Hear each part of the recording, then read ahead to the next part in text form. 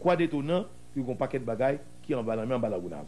Mais, pas oublier, les Christophe Colomb vini en 1492, t'es une affaire de flibustier, boucanier, nèg yo pral dans toute Amérique centrale là, pour y aller prendre l'eau. Et puis, zone Haïti, à cause de forme Haïti en nuant, c'est là que qu'on vient cacher. C'est comme ça, nous avons un paquet de bateaux espagnols dans bataille pour l'or que fin piller, car tout Indien yo coulé au large de Haïti. C'est comme ça, dans la baie de Port-au-Prince, ma pour mon carte là, montre nous. Tu tiens la carte avec moi. C'est comme ça, nous faisons tout relever à sous carte là. Nous ouais, dans la baie de Port-au-Prince, au moins nous avons 100 galions. Dans la baie de Jérémie, nous avons au moins 20 galions. Dans la baie là, de Port-de-Paix, nous avons combien de galions nous avons? Dans la baie du Cap-Haïtien, nous avons 30 galions. Donc, autour de l'île Vache, nous avons toute la flotte de Morgan. Mais nous avons pile l'alluvion sur eux. Technologie pour nous prendre, c'est Butterbeer Junior qui te fait déjà pour la guerre. Côté le prend un bateau pour la guerre. Et bateau ça, monsieur pour film en Haïti dans l'Ispan, il montre comment il fait pour le prendre. Et bateau ça a été rapporté par la guerre 200 millions de dollars. Et c'est 200 millions de dollars ça, que le gouvernement dominicain prend, il mettait la Kaili qui fait stabiliser pesos là et développer un paquet de bagailles. Et contraire là, il s'agit simplement que nous avons une volonté politique, que l'exécutif, le législatif et nous-mêmes, peuple là, et classe intellectuelle là, nous entendons bien avec l'exécutif nous, et puis tout va marcher douce, le peuple haïtien pas souffrir encore. Ensuite, nous connaissons M. Berlitz, écrit dans le livre depuis 69, que vous nous-mêmes haïtiens prendre des mesures et des dispositions, parce qu'il y a des blancs qui viennent dans un petit bateau dans la nuit, qui descendent en bas de l'eau, qui volent fortune. Dans toutes les recherches qui ont été menées de 1979 à 1993 dans tout le bassin de la Caraïbe et particulièrement en Haïti, on a retrouvé un volume d'iridium le plus important en Haïti que partout ailleurs dans le monde. Monsieur, je vais vous dire une chose. Est-ce que vous savez que Haïti est le pays le plus riche de toute l'Amérique du Sud? Vous savez qu'il y a du pétrole en Haïti. Vous savez qu'il y a de l'or. Vous savez qu'il y a du diamant. L'iridium, qui est un métal qu'on utilise pour envoyer les fusées dans l'espace. Haïti n'a pas un problème de pauvre. Haïti a un problème de riche. Vous comprenez l'affaire? Ce n'est pas un problème de pauvre, c'est un problème de riche. C'est-à-dire que Haïti a beaucoup... Vous imaginez qu'on dit qu'Haïti a plus de pétrole que le Venezuela. Est-ce que le gisement de pétrole en Haïti est supérieur à celui du Venezuela? Et c'est simplement maintenant que les Haïtiens percutent au fait que même certains gouvernants haïtiens ont avoué que même le FMI a déjà signé des contrats pour exploiter ces richesses-là. La chose maintenant, c'est que si nous avions cette volonté de puissance, nous aurions pu intervenir dans ce jeu. Est-ce que vous voyez l'affaire? En apportant de l'engineering, en apportant de la réflexion, en apportant même ne serait-ce que des discussions autour de ces thèmes-là. Mais la chose, c'est qu'on s'enferme dans des histoires d'esclavage et autres, alors que le problème de fond, c'est que nous avons des richesses inestimables que les autres voient, mais que nous, on ne voit pas même dans notre subconscient et nos inconscients. Donc tout ça doit montrer qu'il y a en fait un effort de projection de nous-mêmes que nous devons faire dans l'avenir, de manière à faire en sorte que nous puissions, nous, tout simplement, nous arrimer à cette projection. C'est-à-dire, si dans l'avenir on se voit grand, vous allez voir que nous allons agir de manière à aller vers cette grandeur. Mais si dans l'avenir on se voit mendiant au bord de la route, eh bien, on est en train de prendre le chemin de la mendicité. C'est-à-dire, c'est cette projection qui va nous fixer le cap collectif. Et ça, c'est important de décider une bonne fois pour toutes comment on se projette dans l'avenir. Et ça, c'est pas simplement un problème haïtien, ça nous concerne tous. Exactement. Vous voyez, et ça, c'est important. Voilà. Bravo pour le impérialisme dans nos assiettes.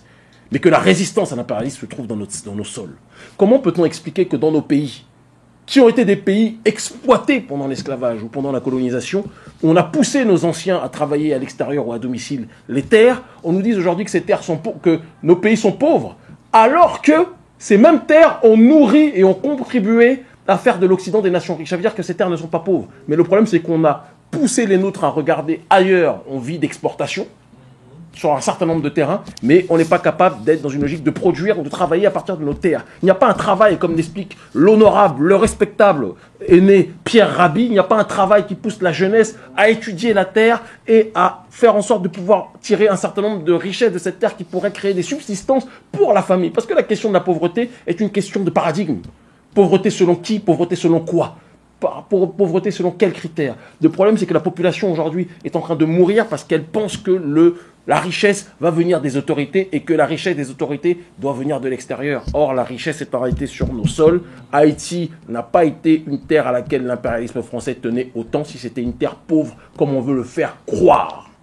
Et si les États-Unis aujourd'hui et les ONG occidentales suroccupent, on dit que d'ailleurs Haïti est le deuxième pays, la propriété de Bill Clinton, c'est des informations que certaines personnes aiment dire parfois de manière provocatrice, si les Américains tiennent autant à Haïti, ce n'est pas parce qu'il y a Wycliffe Jean aux États-Unis, c'est un petit peu plus compliqué, c'est parce qu'en réalité, ce pays, stratégiquement, et sur le terrain des ressources minières, des ressources internes en tant que tel, est beaucoup plus important qu'on ne peut l'imaginer. Justement, parlons-en, parce que on en parle beaucoup des ressources qu'on veut extraire de nos terres et qu'il faut avoir des pions politiques qui puissent faciliter cette démarche, cette initiative. Donc, on n'a pas les appareils d'extraction. Comment est-ce que le peuple haïtien peut amener son combat sur le terrain de la défense de son territoire, de ses ressources enfouies dans la terre? Vous êtes en train de résumer l'essence de notre combat politique. Okay, so in 2004, the European tribes came back to Haiti as proprietor and landowner, and they built the largest U.S. embassy in the Western Hemisphere in Haiti, and it is the fourth largest U.S. embassy in the world. While they're telling you we have no resources, they are building themselves a footprint that's bigger than all their other embassies, except for three. And what's the relevance of that? They need the place to store all they are acquiring. All the plundering. In different part of Haiti right now, while people are sleeping or doing their own business, they are digging. What they dig, they take with the soil, with them. And when they leave, they just leave the hole wide open. In the northern part of the country, where companies goes to mine gold, when they take the gold out, they don't do anything with the soil to assist the people that are living there. So the resources that we have on the lands are being excavated and taken into cars and leaving at night. And beyond gold now, there are other resources that are critically important. Oil. Haitian geologist says that Haiti's oil is bigger than Venezuela's oil, which has the biggest cachet. They say that Haiti's oil is a swimming pool to Venezuela's cup of water. Haiti, also, you have to understand how does oil come? Haiti is on four tectonic plates making that oil. It's on the Caribbean basin, the North American tectonic plate, the South American tectonic plate, and the Atlantic tectonic plate. Massive oil, because that's how what's the same thing with the Middle East, okay? But another thing, Haiti has an extraterrestrial material that is found nowhere else in the world except South Africa, and it's the purest in Haiti. 65 million years ago, an asteroid landed in this space.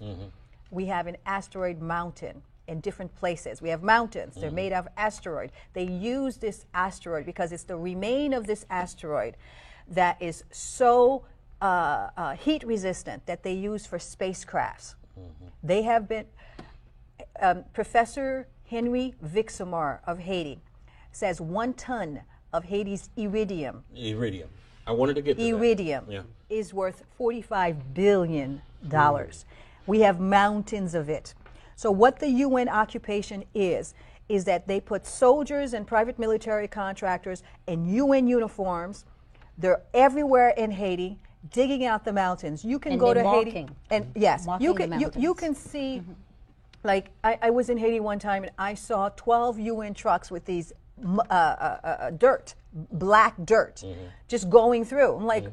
So they literally, since 1986, with the fall of Duvalier, the U.S. military has been taking out Haiti's iridium. But in addition to, they say, we have 20 billion worth of gold, 8 billion worth of copper, 120 billion worth of oil, And this iridium, we have mountains of it. The United States is in Haiti because of its economic and strategic interests. We are also between Cuba and Venezuela. We're right in the middle, and strategically, they want that space. So justement faire remonter et pas un grain haïtien qui parle pauvre encore. Tout à fait. Mais avant nous arriver là, et on regarde pour nous, on fait premier inventaire. Le premier inventaire ou bien le dernier inventaire de nos richesses, les remonter à quelle époque? Le premier et le dernier inventaire. Écoutez, il faut commencer l'inventaire à partir de Christophe Colomb, car Christophe Colomb est le premier à avoir été certainement sur cette île et à s'intéresser à nos mines et surtout aux mines d'or. Alors Christophe Colomb avec Espagnol, là, ils rentré, ils dit, dans l'eau, ils ont créé un répartimientos, côté que ils ont demandé pour Indiens, ils ont travaillé justement dans tout côté, à chercher l'or pour tes bails. Donc ça, c'est première exploration de l'or et première exploration de mines. Et mes Français, là, ils ont rentré, ils n'ont pas tellement intéressé, ils étaient plus serré l'argent en bataille, ça allait déjà l'argent. Et ils n'ont pas tellement dans l'affaire mine. Et c'est à partir de toute cette ouverture que nous commençons à réfléchir sur ça, nous gagnons. Mais évidemment, après l'indépendance, 1804, Dessalines et tout autre chef d'État qui vient après eux, ils n'ont pas vraiment intéressé à rentrer soit avec de mines, d'autant plus qu'au niveau international, mines n'ont pas vraiment gain valeur, il n'y a pas de richesse matérielle qui était intéressé le monde. Mais c'est à partir de 20e siècle que question mine après la Première Guerre mondiale, question mine vient retourner à la surface. Et États-Unis a développé mine, respect Amérique latine et un contrat que, évidemment, on est que président qui est sorti dans Verrette, il était M. Dumarsais estimé, M. était venu en plan après Deuxième Guerre mondiale pour Haïti exploiter tout, mine que le gagne. Mais malheureusement, M. pas arrivé à faire ça, ni pour lui-même, ni pour respect. Et le 10 mai 1950, M. était pour coup d'État, je suis tombé, et c'est Marc Glock parlementaire qui va le fourrer main dans le bureau, monsieur, qui joint tout plan, qui était pour Mignot, et en 1952, monsieur va rencontrer Dwight Eisenhower, qui est président américain, il va signer un contrat avec sur question Mignot. Et c'est là ça américain dit, on va quitter Mignot pour moi comme réserve stratégique. Mais évidemment, Magloire, Haïti était signé avec les États-Unis pour 55 ans. Seulement. Il y a des gens qui disent que, il y a un côté au passé, on va marquer réserve stratégique, mon pas qu'à c'était vrai pendant 55 ans, parce que Magloire était signé en 1952, et, monsieur était, allé très pressé, il était signé avec Dwight Eisenhower, et au venir Duvalier, là, monsieur monté comme président, monsieur pour laisser rentrer dans l'affaire de mine, et François Duvalier pour rentrer avec Valentine Petroleum. Valentine Petroleum, c'est un compagnie américain, quand que Duvalier pour signer en 1962, il y a un contrat pour négocier dans mine New York encore. Mais 2 ans après, 64, Duvalier ferme un bail là, parce qu'on arabe qui est les Ayed Petroleum, je crée une compagnie, et Al-Fayed Petroleum, il demandait, monsieur, à regarder ça gain. Mais les mêmes choses va durer longtemps, après 3 ans, Duvalier dit, nous a financé l'opposition, et nous t'es campé sur question mine. C'est vraiment à partir de 1973, sur Jean-Claude Duvalier, que nous rentrons dans question mine.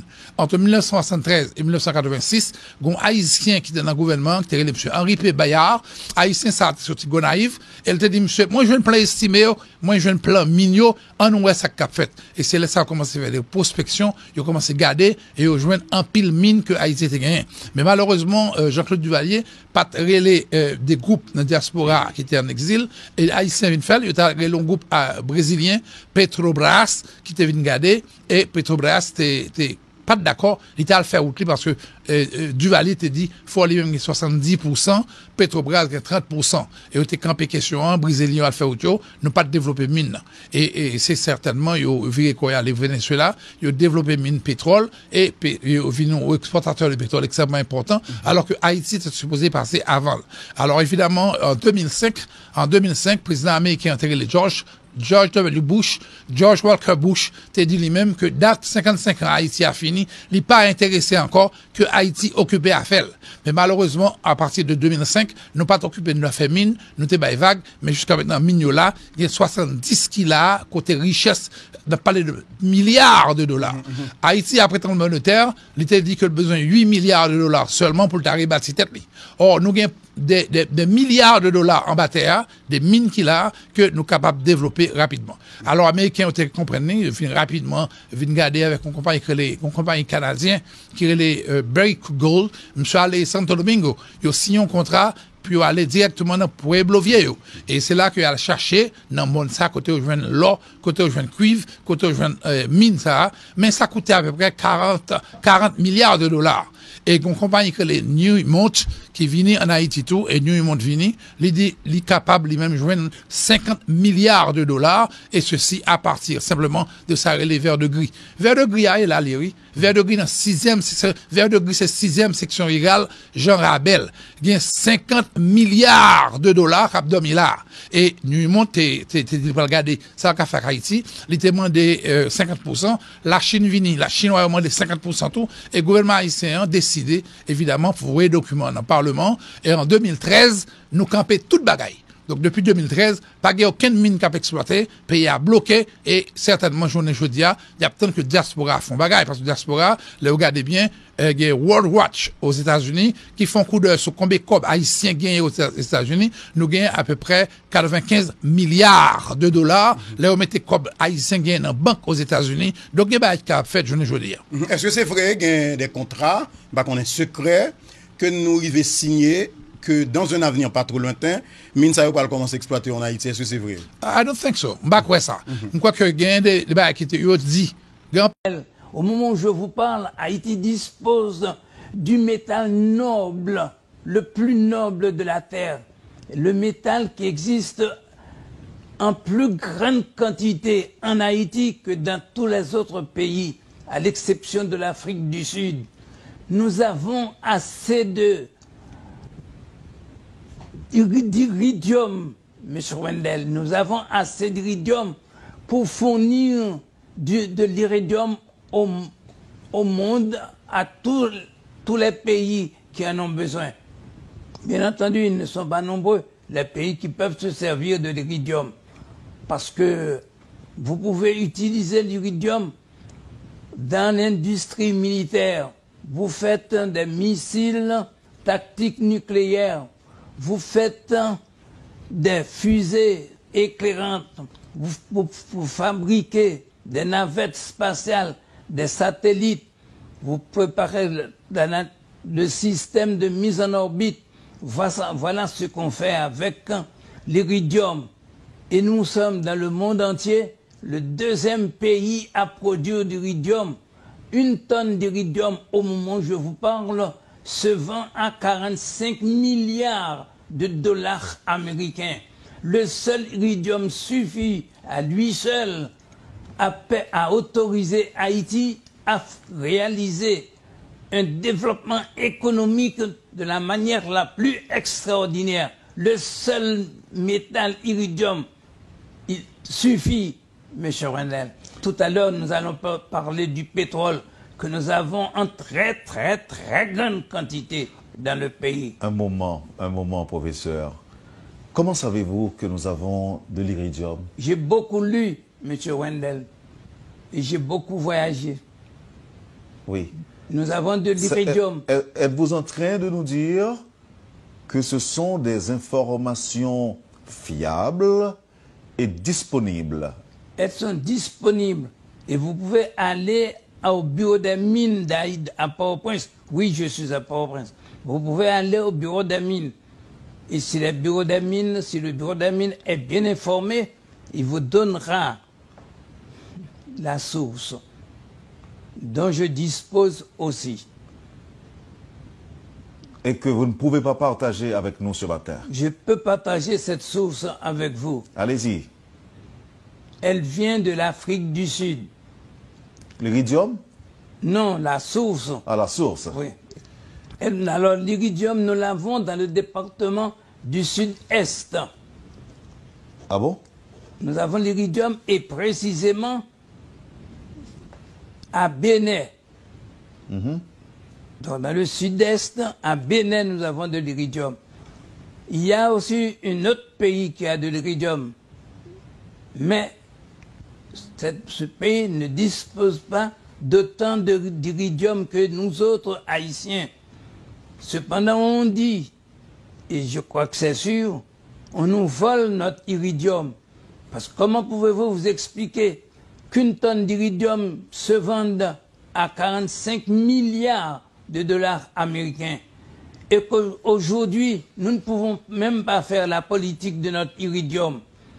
Or, c'est avec ce métal que nous l'exploitons avec beaucoup de cerveau, c'est avec ce métal seul, si nous voulons mépriser le pétrole, si nous voulons refuser l'asphalte, si nous voulons refuser l'aluminium, si nous voulons refuser l'or, Monsieur Wendell, croyez-moi, de tous les pays du monde, c'est Haïti, de tous les pays de la terre, de tous les pays du globe terrestre, c'est Haïti qui possède le plus d'or de tous les pays du monde, de tous les pays de la terre.